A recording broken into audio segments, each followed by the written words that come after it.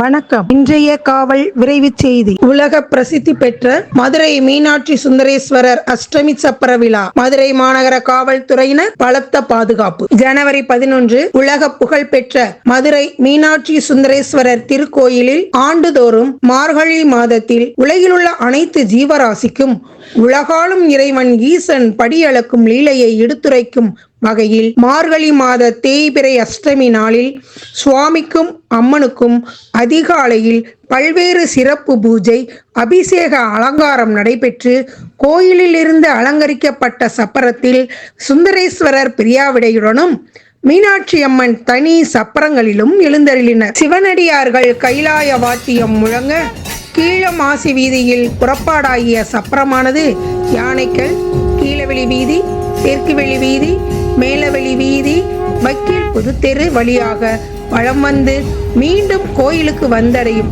அஷ்டமி சப்பர விழா நடைபெற்றது. இவ்விழாவினை காண சாரல் மலையிலும் ஆயிரக்கணக்கான பக்தர்கள் தரிசனம் செய்தனர். இவ்விழாவின் பாதுகாப்பு பணி மதுரை மாநகர காவல் ஆணையர் திரு லோகநாதன் IPS அவர்கள் உத்தரவின் பேரில் தெற்கு காவல் துணை காவல் கண்காணிப்பாளர் திரு இனிகோ திவ்யன் அவர்கள் மேற்பார்வையில் உதவி காவல் கண்காணிப்பாளர் திரு சூரக்குமாரன் மற்றும் விளக்குத்தூண் காவல் ஆய்வாளர் திரு சங்கரன் அவர்களின் தலைமையில் போக்குவரத்து காவல் ஆய்வாளர்கள், உதவி ஆய்வாளர்கள், போக்குவரத்து காவலர்களும் ஆயுதப்படை காவலர்களும் பாதுகாப்பு பணியில் ஈடுபட்டனர். மேலும் அஷ்டமி சப்பரம் தேரோட்டத்தின் போது பெய்த மழையின் காரணமாக தேரோட்ட வீதியில் தேங்கி கிடந்த மழை நீரை மதுரை மாநகராட்சி துப்புரவு பணியாளர்கள் உடனுக்குடன் மழை நீரை அகற்றி பொதுமக்களுக்கு இடையூறு இன்றி அஷ்டமி சப்பரத்தை தரிசனம் செய்வதற்கு உறுதுணையாக இருந்தனர்.